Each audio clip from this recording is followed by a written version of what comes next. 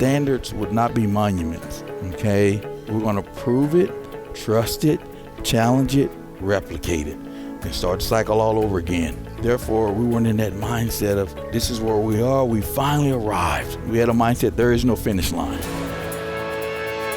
Today, I'm extremely excited to welcome Billy Taylor to the show. Now, if Billy's name sounds familiar, it's probably because you've seen him keynote at a conference like AME.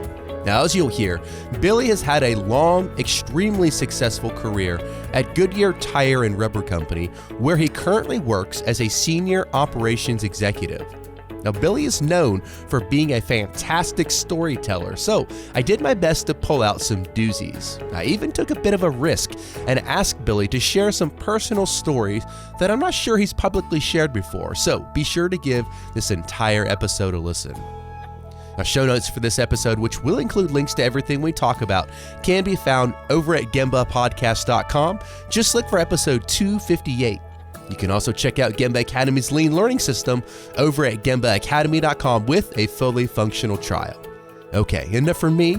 Let's get to the show.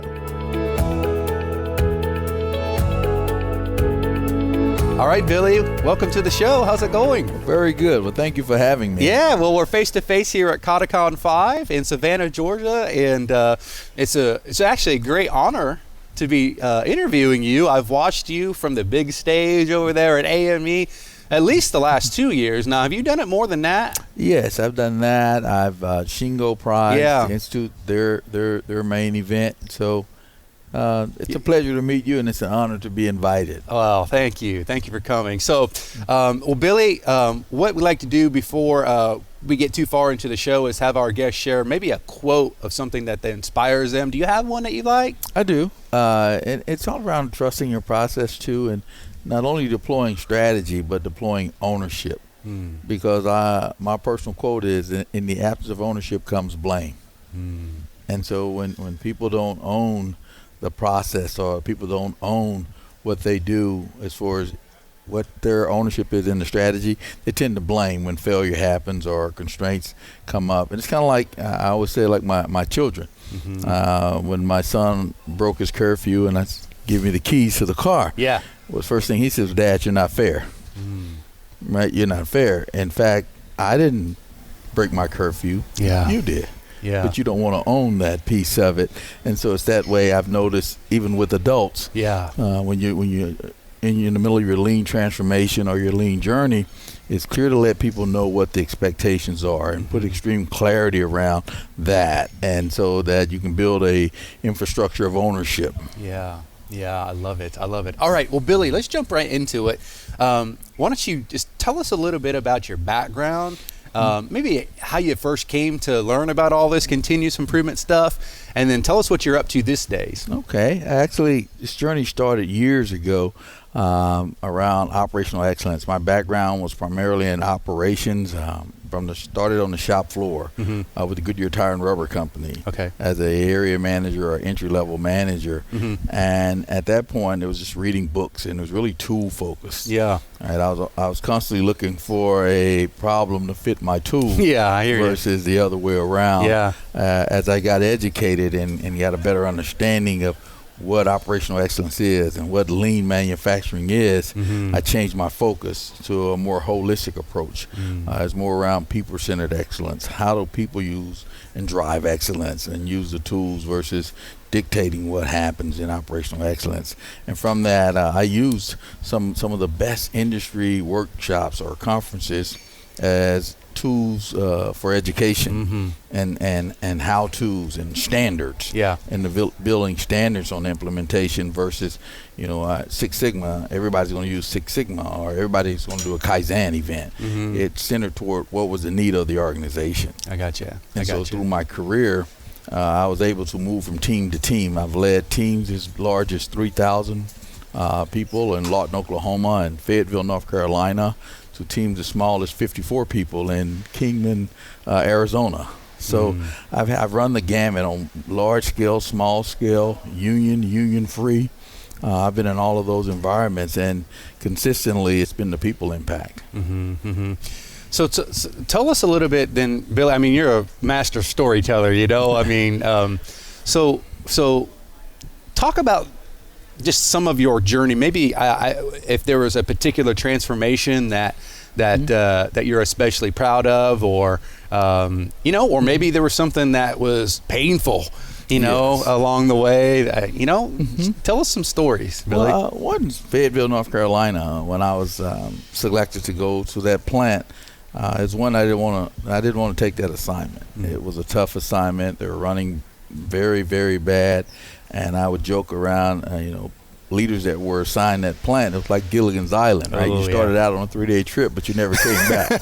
And so that was very interesting. I didn't want to take that assignment. Where were you before that? I was in Lawton, Oklahoma. Okay. And we had just won the Shingo Prize. And so I guess the reward was to go to Fayetteville. Upon arriving at Fayetteville, there were a great team. It had a great team there. But the processes around alignment and structure, there were some significant gaps. Mm-hmm. And as we walked around, we had to clearly define what winning was first. And so at that point, our mindset was about reality first. And you hear a lot of things around clarity. You hear a lot of things around setting clear expectations. But in most cases, the expectations have been set.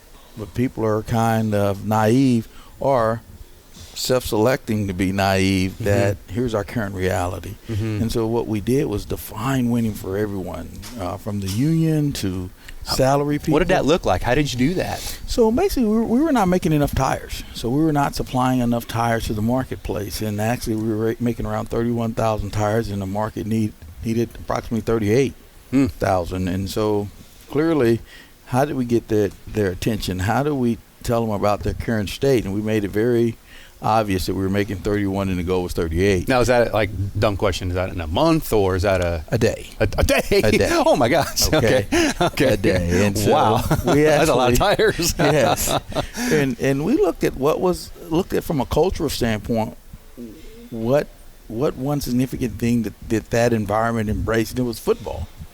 And so we bought everybody a football jersey with the number 38 on it. Yeah. And it's like, well, they're not going to wear the jerseys. No, it was just fodder for conversation. Yeah. I remember that picture from your AME presentation. Yeah. To start to transform the mindset, to try to build the ownership. And we started to drive that level of ownership to the shop floor. And the visual management boards were, we had the 10-second rule. And so we would line up, put our backs against the bulletin board as they existed, and walk 10 steps and then turn around.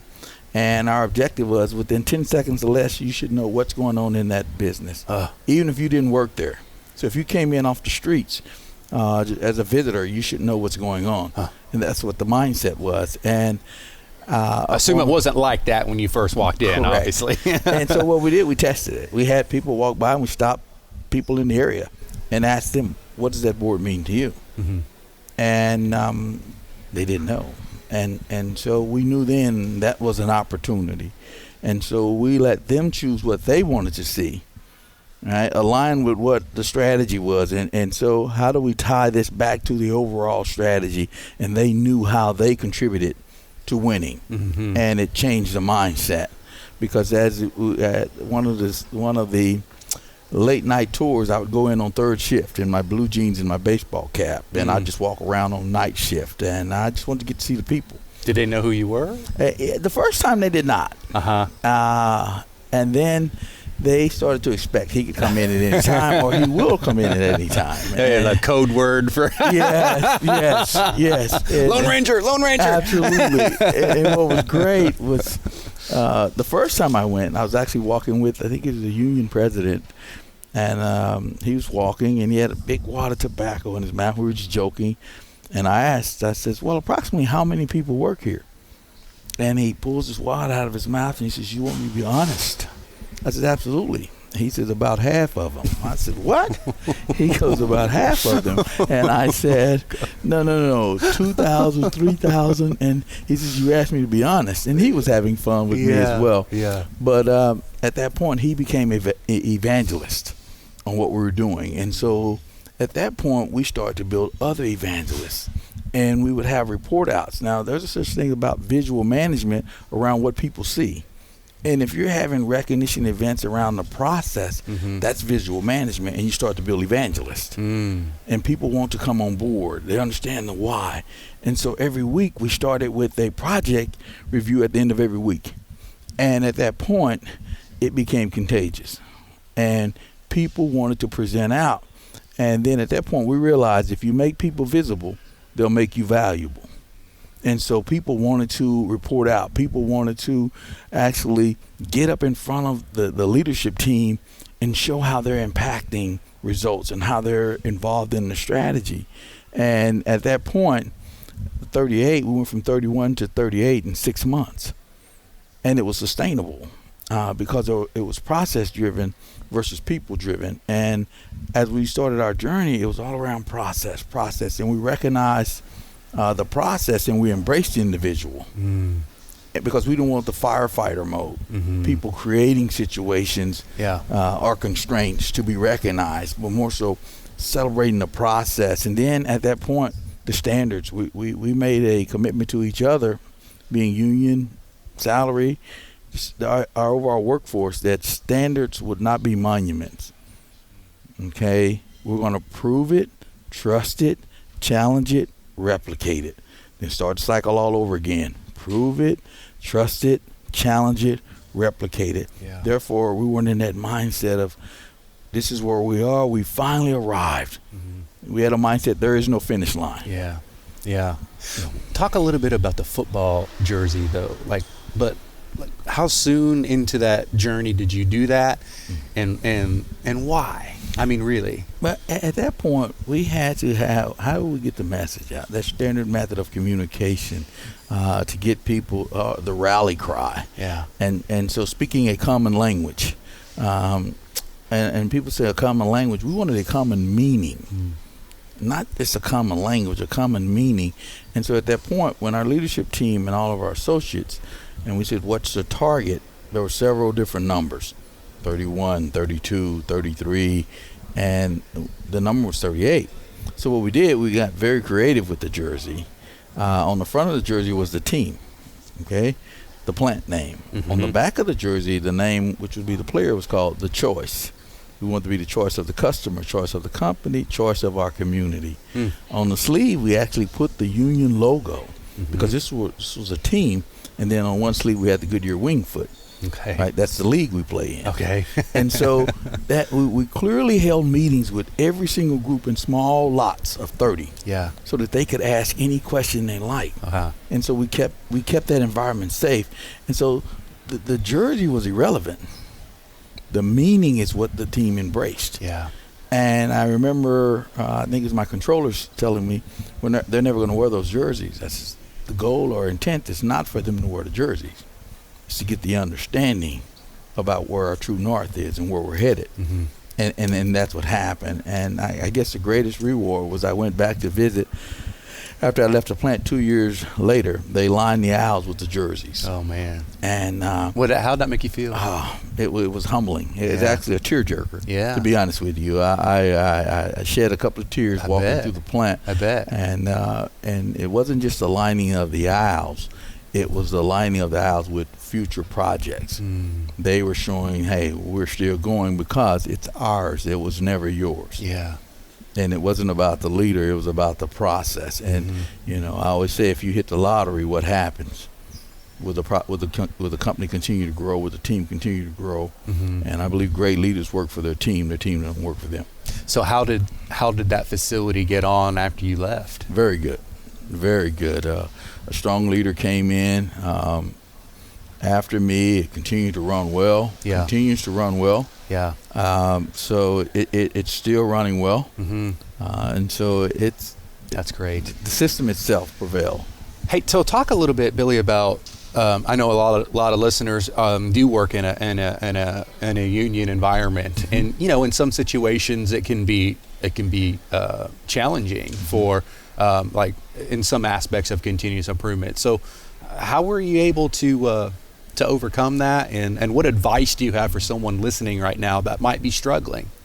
Well, it starts with transparency, and it's not a us and them, it's a we. And so that extreme clarity, that's where that comes into place on what are we trying to achieve, why are we trying to achieve it. It's that bonding that has to take place, and it starts at the top. Right, the infighting starts at the top, and I always say if it's the parents, and building that cohesiveness, and it's a team approach, knowing that we're going to have some setbacks, and at some point you're going to have, I always say, the red-green boards. You're going to have red. But to build that trust, and you have to celebrate the red. Don't balk at the red. Don't use red as a hammer, so to speak. Use red as something you celebrate, because you know what your issues are. You know what you should be focusing on. And if you embrace the red, then you have a mindset, and you establish those paradigms that we're forward thinkers. We're not blaming, right? If you go the other, it goes back to my leading statement. If you don't have that mindset, you blame. And when the red comes, it's about pointing fingers around versus rallying. And it's important. One of the key things that I believe when you're working with not only union, any plant, any organization, do you focus on your KPA or your KPI? See, most companies focus on your key performance indicator. It's too late. I think great companies focus on their key performance actions, because if you focus on the KPAs, it will deliver the KPI. And so we focus on KPAs, key performance actions. If we do these things, we will get this result. And so when you look at your plan, do, check, act, then it's very, it's a closed loop system. I've heard even say it. Focusing on KPIs and trying to run your business by KPIs is like trying to drive a car by looking in the rearview mirror. Right? That's exactly right. That's exactly right. Eventually you're going to run into something. It really. And when you start focusing on the KPIs, you get, I know I received a lot of help, a lot of guidance. You don't know what you don't know. And so the evangelists start to evolve. And another thing that was very critical was the fact that, it's been said to me, good leaders measure what matters. And you hear that a lot. Measure what matters. Great leaders embrace the fact that everything that matters can't be measured. And that there in itself, that's a game changer. And I always say, let's go home with this example. I have a son that played for St. Vincent St. Mary's, right? That's where LeBron James went to play. And his coach, Drew Joyce, and I are really good friends. And we talk about lean processes in sports. Right? Comparison to a Bill Belichick or a Nick Saban, right? Process. Focus on the process. Drew's the same way. I think he's the leading coach for state championships in Ohio. But we had these critical discussions, but more so, my son, who played for St. Vincent St. Mary's, every day we went to the gym at 5:30 in the morning prior to me going to work, Monday through Friday, and he put up 300 shots. And the goal was to shoot 70%, from the three-point line. One day, I had to leave early for a meeting, and he put up 360 shots, and I believe he shot 85%. He called me back. He says, "Dad, didn't mean much." And I says, "Why, son?" He goes, "Because you weren't there." It wasn't the shots, Dad. He says, "What I finally realized was that doesn't matter. That really doesn't matter. What matters most is you and me in that relationship." And on the day of their state championship game, they were playing to be back-to-back state championships, and they won the game. Well, he called me in the lobby and he says, "Dad, I need to inform you that this will be the last game I'll ever play organized basketball." And he says, "Whether we win or lose, I'm going to go to school for academics." And being a father kind of took me a step back, and he says, "Dad, I know what matters most, and it's not basketball." He says, "Most human beings, they seek praise and acceptance." And he says, "Dad, basketball is not what matters most for me." Now, what brought it home was when the buzzer sounded, he ran over to the rail instead of running over to cut down the nets or running to the trophy, and called me up to the rope. I get to the rope, and I believe we cried for 2 minutes. Oh, my gosh. And We were crying because it was a father and a son, and what mattered most was him growing up. Yeah. The relationship. Yeah. And most leaders, they miss out on that relationship piece, on the fact that relationships drive results just as much as that authority, right? That the authority figure that's sitting there with the hammer, right? And when people know you really care, it changes the game. I have the 2-foot rule. You get within 2 feet of me, I say hello. I don't care who you are. I just speak. I think it's important because you never know what people are going through. Yeah.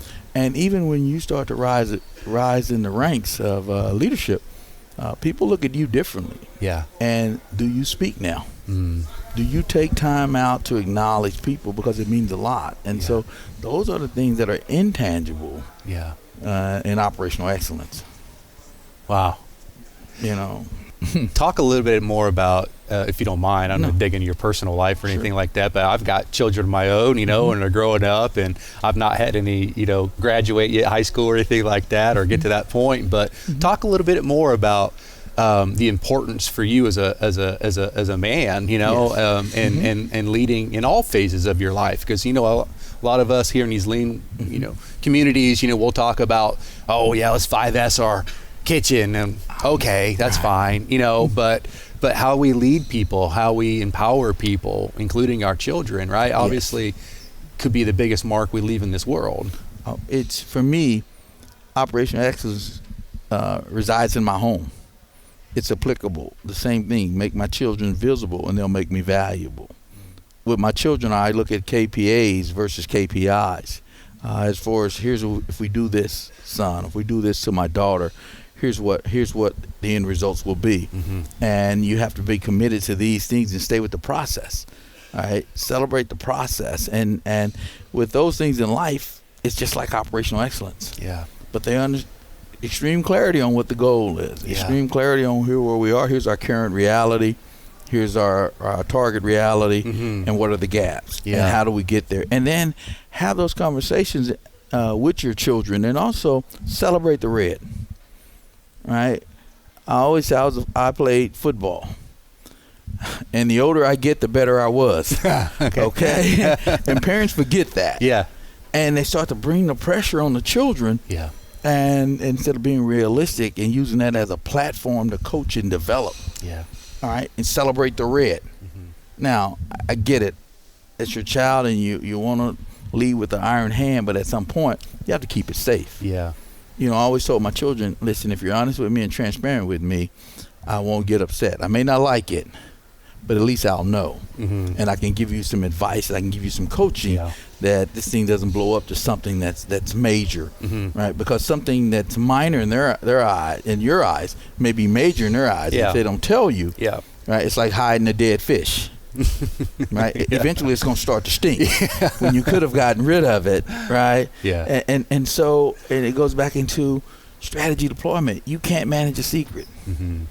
And I've been involved with Hoshin Conry, and I look at, it starts out great with senior leadership. Then you go to the next level of leadership, it's posted on the wall, right? And then you start to go to the shop floor, it dies. People don't know, right? And so at home, I deploy my strategy. I make sure my children know what they own inside the strategy. Yeah. Here's what dad owns, here's what mom owns. And we create a level of transparency. We really do, and we laugh about it, and when red comes, even though we don't like it, we do talk about it. Yeah, we talk about it. Yeah. What do you make of all this kata stuff here? I know you came and listened to all the talks today, and what do you make of this whole scientific thinking? For me, it's been great. Yeah. And I was asked in my last session, so what do you expect to gain out of the conference? I said, for me, it was it's testing what I think I know. Right, and then expanding on what I do know. And so for me, I've took a lot of notes. It's been very good. I had the opportunity to introduce Mr. Liker, and it's been a very, very, very good and practical conference, right? Because it's leading by doing and leading by examples. That's what makes it so powerful for me. Right. I've got several key takeaways. And people ask, do you invest in yourself? Are you willing to invest in yourself? For me, it wasn't, hey, my company paid for me to come. This is me taking vacation and being able to pay my own way because I think it's that valuable. Because I know Mike, and Mike and I spoke together in Canada at the CME in Canada, and we also spoke together at the AME in San Diego. So we had a chance to sit in the speaker's room and just really have a transparent, down-to-earth, lean conversation, and I mean, several similarities about how do you move an organization, and so I felt it value add that I come, and I tell you what, I've not been let down. It's been some great sessions. Yeah, I love it. Yeah, I do too. I love it. I do too. So Billy, we could talk all day, but let's maybe wrap things up. And one question I often like to ask folks is, how many years have you been practicing kind of continuous improvement, would you say? Wow, I would say 20 years. Okay, so say you could jump into that old time machine and you can go back 20 years minus a day kind of thing. Yes. And you could spend just a few minutes with yourself. No stock market advice or anything like that. Right. But what would you say, if anything? Well, command and control is what leaders think they have to do when they're leading other people or transforming organizations, and they underestimate the power of influence. Yeah. And when I say that, you start to build evangelists and you turn it over, right? Yeah. You let go without letting loose. Yeah. And people take it and run with it. Yeah. Because the power of ownership trumps accountability any day of the week. Because accountability is really a subset of ownership. Accountability is I'm in the room and I've got I'm the hammer. And when I leave the room, so does accountability. Ownership's a 24-hour thing. And so you start your lean journey, it's getting the input, right? From 20 years ago, it's my way or the highway, right? It's Billy Taylor, right? What are you doing? And the way I wouldn't say I was proud of the way I handled certain situations back then, right? I didn't seek to understand. Yeah. I always sought to change. In some cases, it was shoot, then aim, right? Back then. Today, it's getting a perspective, getting everybody's perspective and embracing feedback from others and more so being influential, right? It's more the why, the help me understand. Why did we do that? So if we do that again, what happens? Right now, there's such thing as accountability as well.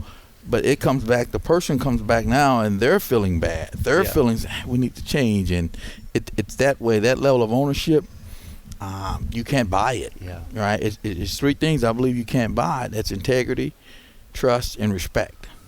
You can't buy it. It's how you act. It's what you do, right? It's who you are. And you have to be transparent. And I don't mean this literally, because I tell a story about me having to do my daughter's hair once. And she was around 4 years old, and I butchered it. I mean, I messed it up. My wife came home, and she's getting on me pretty bad. And she goes, look what you did to my daughter. And you took her outside. And I says, but you never showed me how to do hair. Yeah. You've never showed me a process, but you're really ragging me pretty tough. So I use that as an example that when I go into a leadership team, I said, we're going to talk about the ugly babies. Don't treat me like you do the lady in the grocery store, the parent in the grocery store. You walk up and you say, oh, it's so cute, it's so precious. And then you walk away and say something totally different. Ooh, dang, that's an ugly baby. Right? My team knows we're going to talk transparently about what the issues are. Yeah. Because I didn't have an ugly baby with my wife. Right, that conversation, it was a way I didn't have a process. And so today I have a process. She goes to the beautician and I have a beautiful baby. And so it changes the game around ownership and those things. So for me, it's been around a culture is just as important as tools and processes. I have a good friend, he says culture, environment, and capability. If you're going to lead a transformation, assess those things before you jump in. Assess your culture, assess your environment, and then assess your capability, and then start your lean journey. I love it. Billy, how can people connect with you? I'm on LinkedIn and I'm on Twitter, GY Tires on Twitter. Okay. And as well as out there on Facebook. So I'm out there, and I love connecting with people. Okay. I love talking to people. I live to empower. When's your next big keynote? I believe I'm heading back to Canada for FinCon 19. Okay. And I'm going to do AME Australia. Oh, wow. And I'm also partnering with Note Printing Australia. Okay. And so that's going to happen in May. Nice. And so I got FinCon 19. I have an event in Fresno. I try to pick 4 a year, and then I'm done. And so the Valley Made Manufacturing Summit in Fresno, California. I'm going to be doing that as well. Well, we'll try to, Jessica will type up the show notes. We'll find all those conferences and we'll link them up in the show notes and people can go check them out. Perfect. Yeah, that'll be great. That'll be great. You also should, have you met Oscar Roche, the Australian guy that was up kind of talking? I did earlier. Yeah, I was going to say, when you go out to Australia and holler at Oscar, I man. did. Actually, I was just in Oscar's session. Oh, you were? When I came out here. Perfect. And so he and I talked, and I believe he's invited me to come to his workship and partner with him. And some aspects. He's great. In fact, I'm interviewing him tomorrow. Yes, Oscar's awesome. He is. Great. So, no, I appreciate it. It's been an honor and a very good conversation for me. Well, thank you, Billy. All right. You take care. All right. You do as well. Thanks for listening to the Gemba Academy podcast. Now, we invite you to take a no-strings-attached, fully functional test drive of GembaAcademy.com. Gain immediate access to more than 1,000 Lean and Six Sigma learning resources, all free of charge, at GembaAcademy.com.